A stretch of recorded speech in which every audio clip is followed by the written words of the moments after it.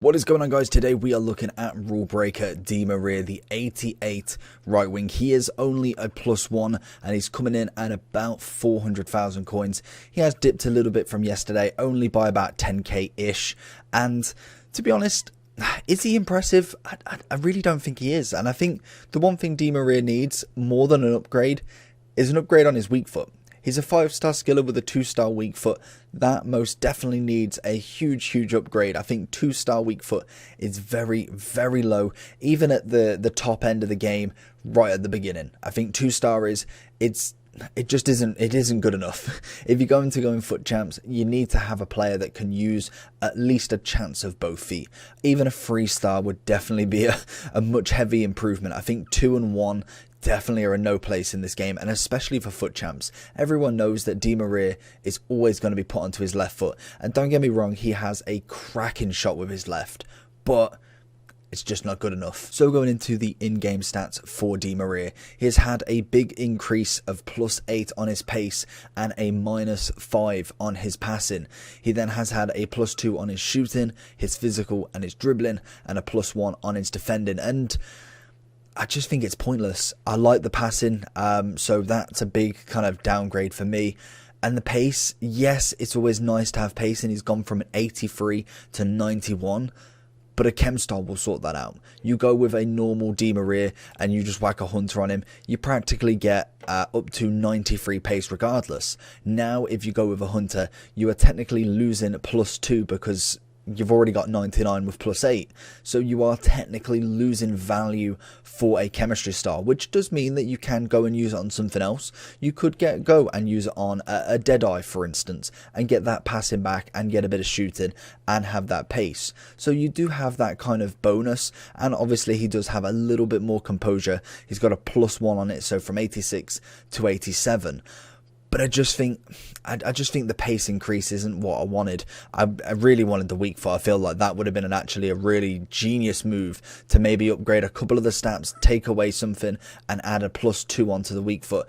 I don't know when they're going to look at upgrading them. Obviously, we are very early on in the game. We are on the final day for October, and it is a massive month we've done. I think we've done over 80 reviews, which is just incredible. So we've done at least probably about 2.5 every single day. We're going to continue that grind and really get it out. And unfortunately, we didn't manage. I'm just going to go a little bit off topic. We didn't manage to get much out yesterday. Had a few things I had to do. I've got very bad toothache, so I'm going to be getting that sorted on Monday, and then all the videos will start to really pick up again. But we will be finishing as many rule breakers as possible in Team 2. I still want to get them up. Obviously, we'll look at some golds, and we'll be doing our normal stuff in foot champs. But anyway, let's get into some gameplay and see how Di Maria did. So in Di Maria's kind of gameplay I did, I used him in the, I can't remember what the live foot friendlies is, but basically we used him in that League On team. You only had a max of 77 rated, and then we also played a couple of rivals because I didn't want to just use them in a 77 rated team because you can easily make him look good. But we did do a couple of rivals as well, really tried out a kind of bit of both, and I really liked him in the League On side. Really quick, very nice on that dribble. And yes, he is one-footed, and you definitely can see that. He is a all left foot or nothing. And to be honest, skill-wise, he's good. He is a 5-star skiller. He's got very nice dribbling and very nice attribute when on the ball. I just think his shooting could do with a little bit more work, in my opinion. I feel like he's a great assister more than a scorer, and I think it's something I found last year, to be honest. I really enjoyed how he played, and his dribbling was phenomenal. Pace was decent. But in terms of actually shooting, I felt like it was kind of like a 50-50 more than a 70-30 or an 80-20. It felt like he was always kind of struggling a little bit. And don't get me wrong, he did have a few nice finesses. You get it on his left foot, and his finesse is absolutely cracking. You can't really argue with that. He has a great left foot, but the problem is that's all he has. And once the opponent figures that out, if they haven't just from the name of Di Maria, then obviously they don't play FIFA that much, because everybody knows he is practically like Robin. Get him on his left foot and he is amazing. Get him on his right foot, and more than likely it's going into Rosette, to be honest. But overall, I thought he played well. Do I see a massive increase? Because I did get a Di Maria, I think, on the first or second week untradeable before I whacked it into an SBC, and I didn't really feel too much difference from him. There is a lot of coins on the balance for him, and obviously 400k or just shy of 400k is a lot to be putting in a card that, for me, doesn't have the metability. Yeah, metability, we're going to use that word. But he doesn't really have that kind of wow factor. He's not like, I know I keep coming back to the Mbappe, Neymar kind of situation, but he isn't. He is Ligue 1, so obviously you can make that comparison. But Neymar on the opposite side, he gives you that wow. And I know, obviously, rating-wise, a little bit higher, 5-star, 5-star. But for me, Di Maria's price is just a little bit too high, in my opinion. So going into the overall for Di Maria, as you can see, if we just double click him, make sure the prices stay the same. We've got basically 400, 360 PlayStation and 425 on the PC. Before we get into the overall, I'd just like to see Di Maria's kind of generation is one of them ones. He's a real OG. He started back way back then, 32 years old. He's come from FIFA 10, going through his career at Real Madrid, team of the season, his little stint at United. He then goes to PSG, gets another team of the season, couple of man of the matches, again a FUT birthday, a couple of informs, a team of the season last year. Can we see potentially 1 or 2 more team of the seasons of Di Maria?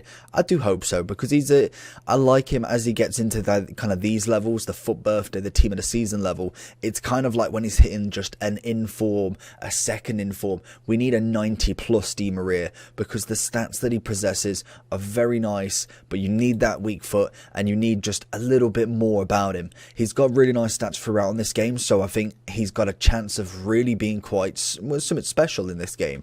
It is literally the weak foot, and I think it was Shapeshifter, I want to say Shapeshifter or FUT birthday that added the I think it was FUT birthday, in fact, that added the weak foot. That would make for an incredible 5-star Di Maria. I'd even take a 4-star. That would be just nuts. That's all he needs. I think other than that, cracking down the wing, cuts in very nicely, gets a lot of good dribbling on him.